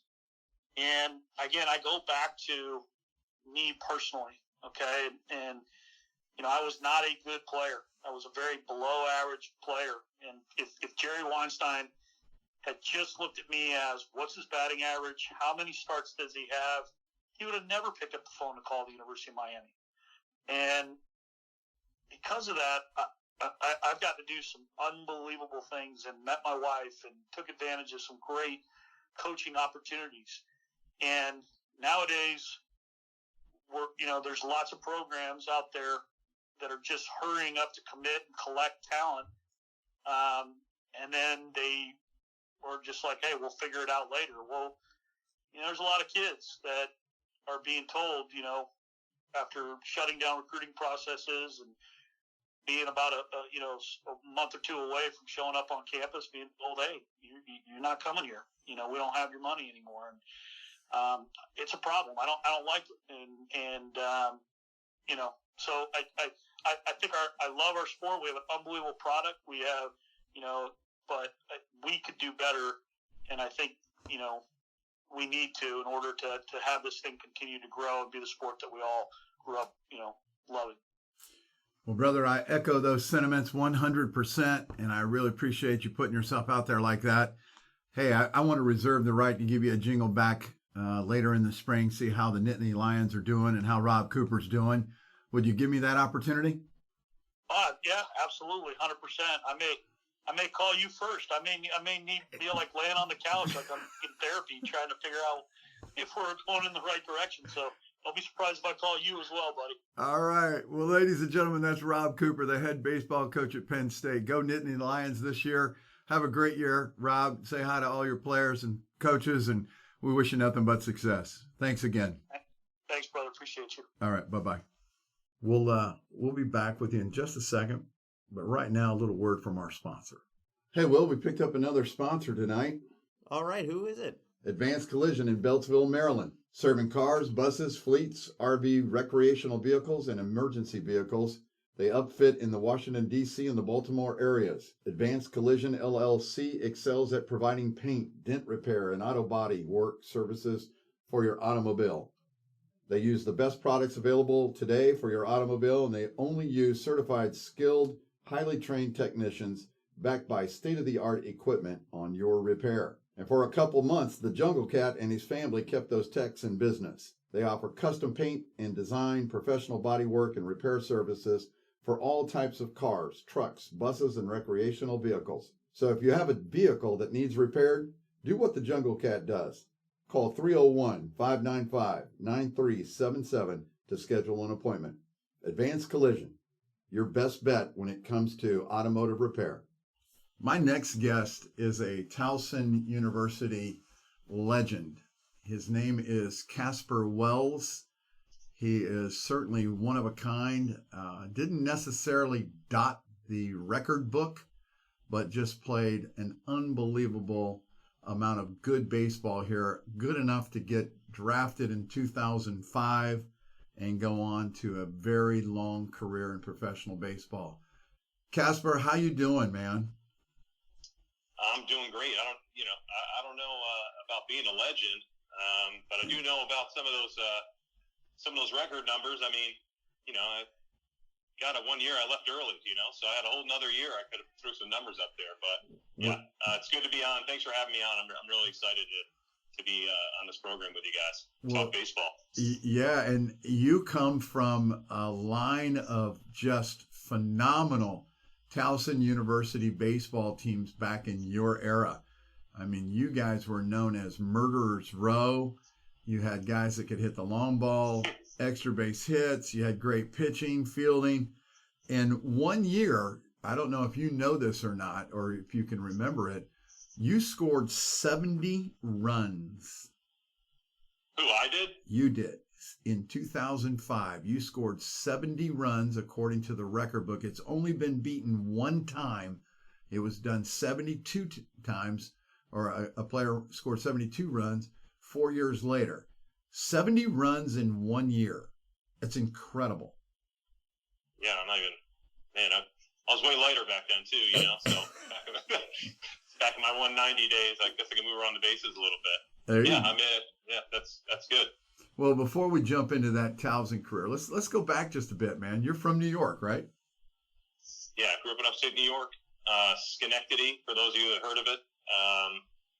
Not too many people have, but close to Albany, just state capital. So people from New York City used to like make fun of me and say it's not real New York, or think it's near Buffalo. But you know, anything north of New York City is pretty much considered Buffalo or Syracuse to most people. But yeah, Schenectady, New York, where I grew up.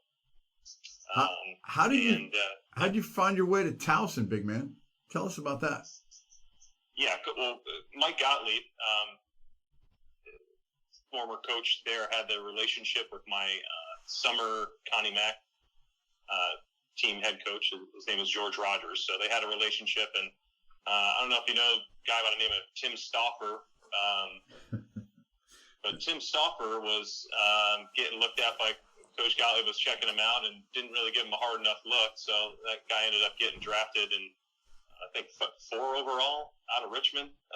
Played in the big leagues for a while. So Coach Gottlieb told George Rogers, hey, if you have anyone that's, you know, any athletes like that you recommend in the future, you know, throw them my way. And Coach Rogers, you know, bless his heart, I'm so grateful for him to speak so highly about me.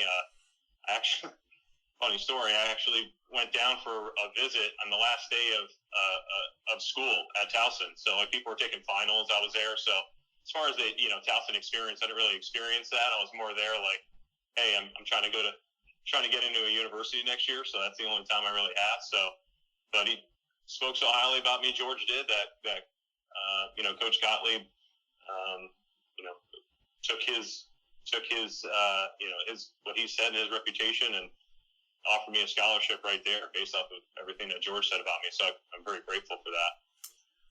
Well, I tell you right now, I'm sure if you ask Coach Gottlieb, he'd be pretty thankful that he did, correct? Yeah. Tell us about that career here at Towson. What's some of your fondest memories?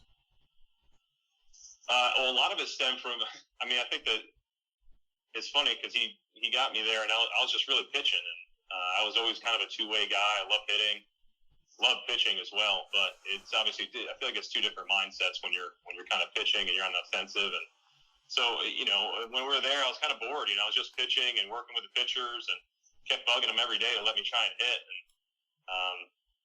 you know, my future roommate, who was ended up being my catcher, Ryan Schreider, you know, I talked him into, he kind of convinced Coach Gottlieb to let me take batting practice with them one day. So I sit in batting practice, and I was, you know, putting a couple of them over the trees. That's short. I mean, like, let's face it, Towson's field is pretty hitter friendly, you know. But you know, still, I was putting the ball out of the ballpark. Even, you know, I pretty much tried to hit home runs every time I was up at bat anyway. But you know, he was like, okay, well, you can swing it a little bit. So that's where he kind of let me get some at bats, and I wasn't just a pitcher. So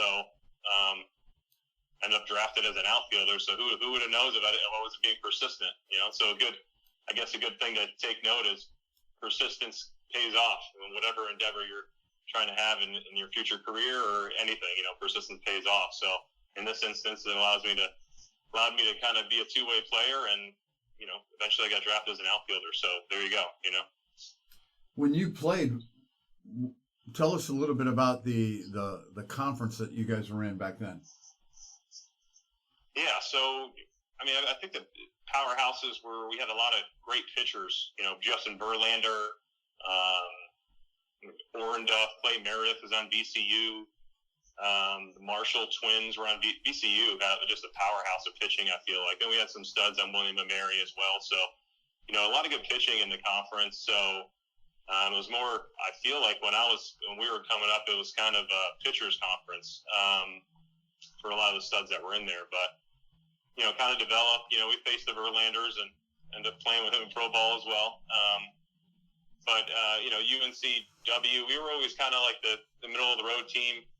until we came to our sophomore and junior year. I think a lot of that stemmed from all of us kind of motivating each other. We all have a kind of the same mindset to, be diligent in the weight room. We had, the structure to be at these early practices, and we held each other accountable. And I think that kind of played into the success that we had.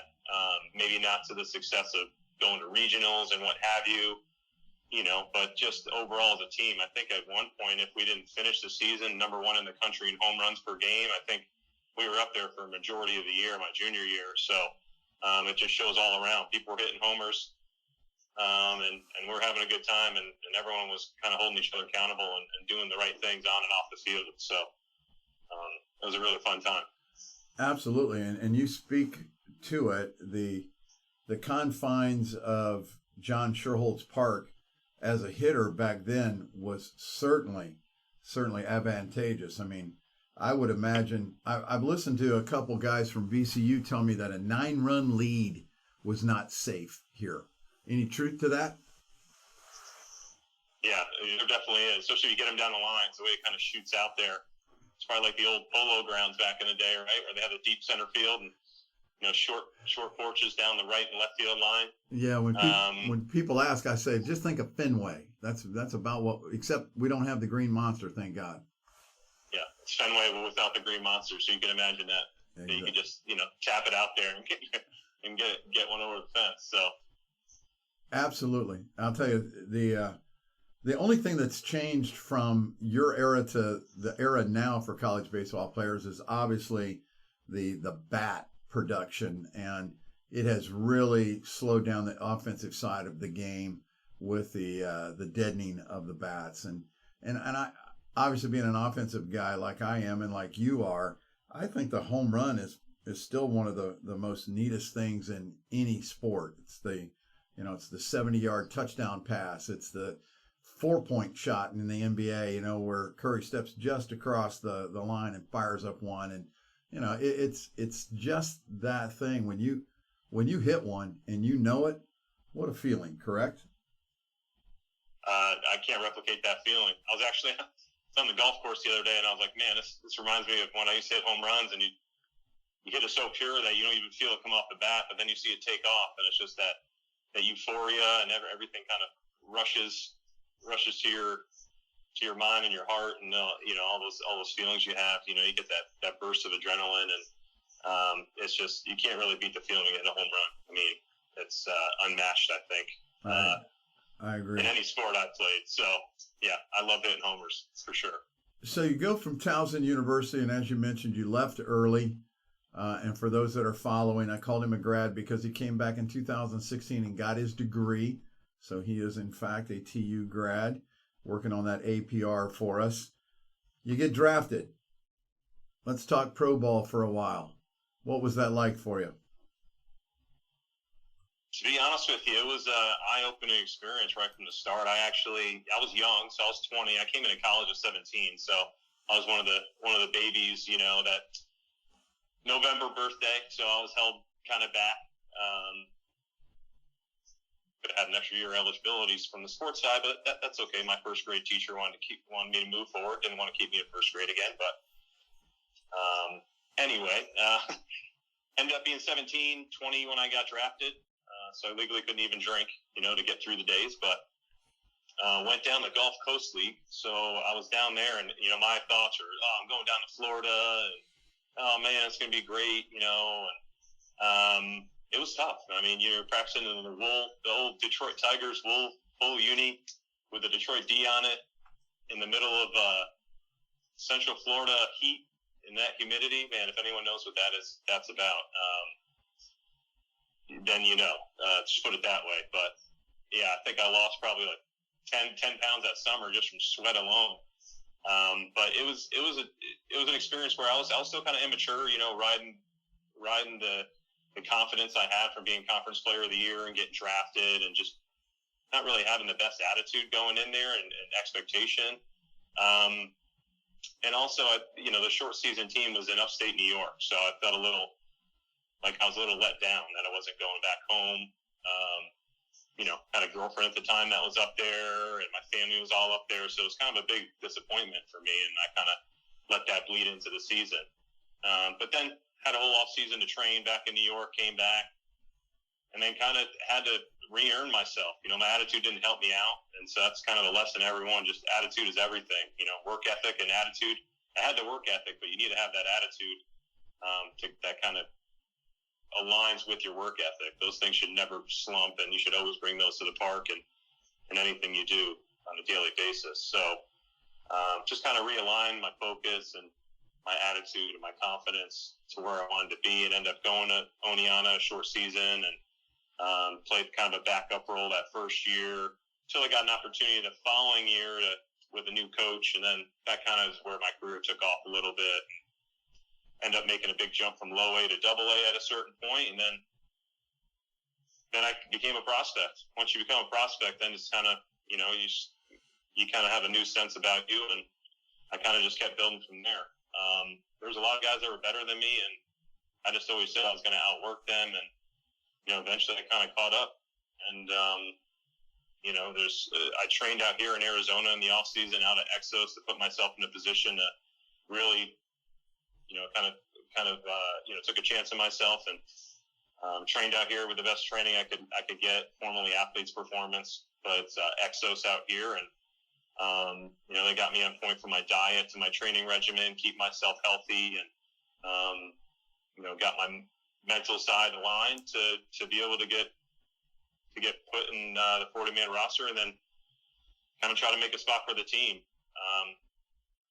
Going to play a little bit in the big leagues, and that might be for another question, but that kind of led me to where I'm at as far as coming up in the minors. Well, My first 5 years in the minors was such a roller coaster, and a lot of people don't make it through that, but I literally played on every team. So, low A, high A, people might go A, double A. I was kind of A, rookie ball, high A, low A. While I was in extended, I was going to high A back and forth. So I was all over the place. So, you got to make sure you maintain a positive mindset when you're doing stuff like that. Otherwise, you just get eaten up and out of the game. But I kept the same mindset that I wanted to make it to the big leagues. I had nothing else that I wanted to do at the time, but try to make it to the big leagues. And every day I just had that mindset. That's what got me going in the morning. That's what gave me the motivation. I just kept working towards that every day, little by little. Well, and I think for all of our listeners, you're bringing something to life that we're kind of touching base on with Michael Melnik and the Energized Approach in regard to commitment. And, oh my gosh, what you just said speaks volumes to your personal level of commitment. You had your eye on the prize from Jump Street, from the word go, and you took 5 years to get there, and then you spent 5 years in the big leagues, right? Or was it longer? Parts of it, I would say 4 years, probably. Okay. 3 years consecutively, and then kind of up and down a little bit, but yeah, pretty much like 4 years, 3.5, 4 years. So you had roughly a 10-year professional career, right? Yeah, 10 years. Yep. And if you do the numbers on that, ladies and gentlemen, you're going to find out that even those athletes that are drafted, most professional athletes in baseball die in A ball. Would you agree? I don't know the numbers to speak on that, but it's not a very high percentage especially when we used to have more rounds. Yeah. I mean, double A is the biggest jump from single A or whatever, A ball to double A. So a lot of people don't even get a chance to play in double A. Yeah. Yeah. And then from double to triple, that's where you are going there to kind of refine your skills and work on that mindset so that when you get to the big leagues, you don't have a heartbeat pulse. You've got more of a flat line, so that you're not too high and you're not too low. And you put together some pretty good years there. I mean, I look at your stats, for a guy in the big leagues that spent parts of 4 seasons, let's say it, you hit 230 with 25 home runs and 81 RBIs, according to the stat sheet that I'm looking at. And, that's not bad, big guy. That's a pretty good career for most people.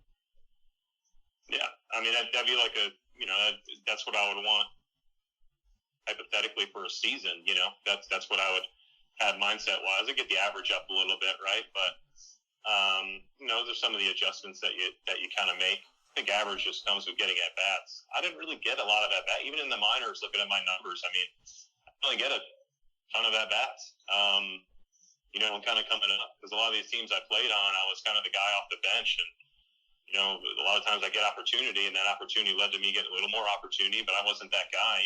14th round draft pick. I was probably that year we had Cameron Maven, Cleek Thomas. Matt Joyce was ahead of me. I mean, I had all these outfielders ahead of me in the Tigers year that they drafted all these outfielders that I just wasn't getting opportunities.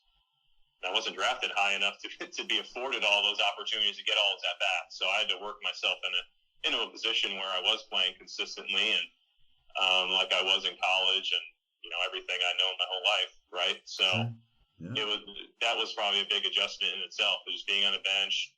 In my mindset, trying to be supportive and be a good teammate, but also having that competitive nature, saying I want to get out there. I'm not rooting for anyone to do bad, but at the same time, it's like I want to do good enough when I'm out there to take your spot because I don't like sitting on the bench. I'm not doing anything learning here.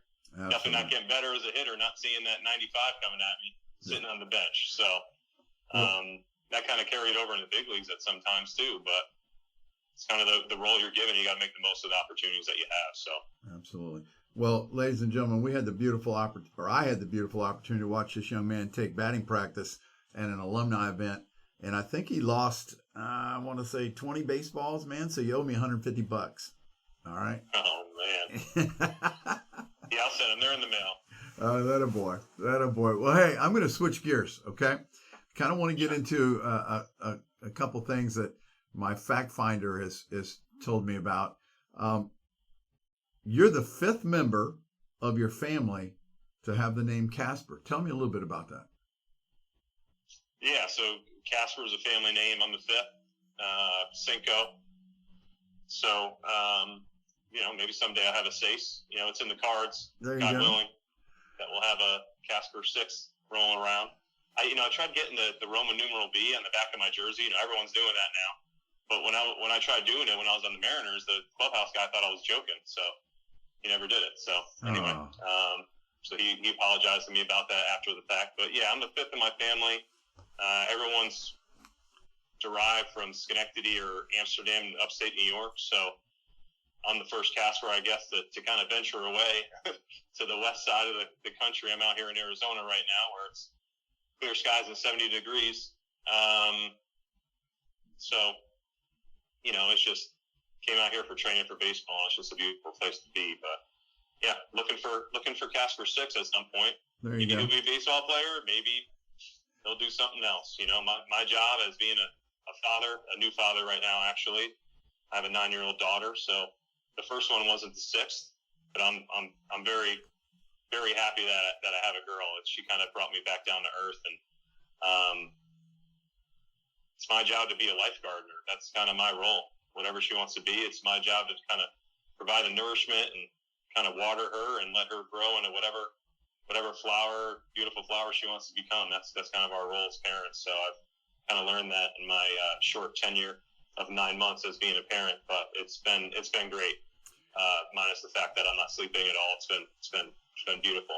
Smile on my face when I hear you speak like that. That's just heartwarming to hear such a great story. And obviously we've only met each other a couple times and had a couple conversations, but when I get a chance to hear young guys like yourself speak so eloquently regarding just the structure of family and what it means to you, I do renew my faith in mankind.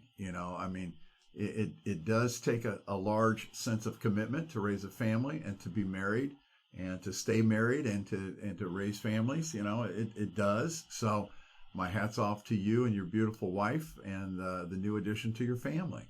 That's just great stuff. Great stuff. Yeah. Tell me. I'll tell you one thing. Making it to the big leagues, making that phone call to my dad, right? Telling him, hey, Dad, I'm taking the plane into Detroit. We're in Durham right now, but I'm not meeting the team in Toledo. I'm going to Detroit. That phone call and going to the big leagues, never forget that moment, what that felt like for me. Second moment, my wedding, marrying my wife. All my closest friends and family there, that those feelings are very similar to my first moment in the big leagues, getting called to the big leagues. All that is all lumped together. Having my daughter, that when she came, it was like a whole different feeling, and it trumps all of those by 100. It's the best. I can't even, I can't even describe. People try telling you all the time, but man, it's literally, it's changed me. Makes me want to be a better person, be a better husband, be a better father. I have someone that relies on me now, so that's why a lot of these decisions over the past 9 months and so have led me to become more of a man, so it's been such a blessing, and my daughter's been, I'm so blessed that she's healthy and she's happy, and me and my wife already love her to death. So Sienna is her name. My grandma's name was Beulah. I'm going to give you a little Beulah-ism right now. You ready? Yeah. Your son's your son until he takes a wife. Your daughter's your daughter for the rest of your life. Yep. I got started with a daughter myself, and the only thing I can say is, my goodness, that girl loves to talk, but I wouldn't be the same if I didn't. I think I talk to her every day, Casper, every day, Yeah. and having lost our beautiful Laura 2 years ago, and her mother, my wife, to cancer, it just grounds us. It keeps us together. It keeps us all, and you'll develop that special bond with your daughter as well. Well, listen, I'm not going to go too deep into your evening. Thank you so much for coming on air with us and letting us connect with you. I know that your friends from your baseball years that tune in to us will love this conversation. We got to see a side of you that maybe the GP doesn't see all the time. So really appreciate it, man. And I'd love to reserve the right to give you a call later on when we're bigger and better. And, maybe you and I even talked about doing this a long time ago. So we ever get on air and we're on the radio or something, I'll fly you in. How about it? That sounds good. It doesn't have to be that. I mean, I really, first of all, I appreciate you having me on. I've really enjoyed this, and I don't always get a chance to talk about this kind of stuff, baseball, college, So getting on there, and I know we talked about it. I mean, give me a call anytime. I'd love to come on, even if it's just, hey, you want to come on this week? I'll set aside time to make it happen. So I think that I got a lot of wisdom in here from life, being a father, baseball, all around. I've kind of experienced a whole bunch. So I'd love to share all my experiences and also just chat about things. Really enjoyed it. Well, thanks, Casper. Ladies and gentlemen, you heard it from him. Thanks very much to Casper Wells for taking the time out of his evening to join us online or on air tonight, just to kind of walk us back through memory lane and bring us up to date and tell us what it's like to be a new father. Proud of you, kid. Take care of yourself. Love you a bunch. Be good. Yeah, thanks. Talk to you soon. Take care. Bye-bye. Well, Will, that brings to close another chapter of Fast and Hard, our combined efforts here for this particular podcast. We could not make this possible without our sponsors. Let us thank Chris Russ, your real estate specialist, Capital Seafood, and Advanced Collision for their part that they play in helping us produce this wonderful podcast. As we bring to a close, I'd like to thank my guests, Michael Melnik, for his continued support and introduction into the Energized Approach, Tarcey Woodson, the University of Richmond head baseball coach, Casper Wells, the former TU standout alumni, and of course, Rob Cooper, the head baseball coach at Penn State University. You know how I close it. You got to do your part. You got to do your part, be the part, play your part. And also, as you continue to go throughout the course of this week, if you want to see change, it's up to you. Be the change you want to see in the world. Thanks, Laura. Have a great week, you guys. We'll talk to you next week. Do you have any questions you wish for us to discuss? Anything you want to talk about?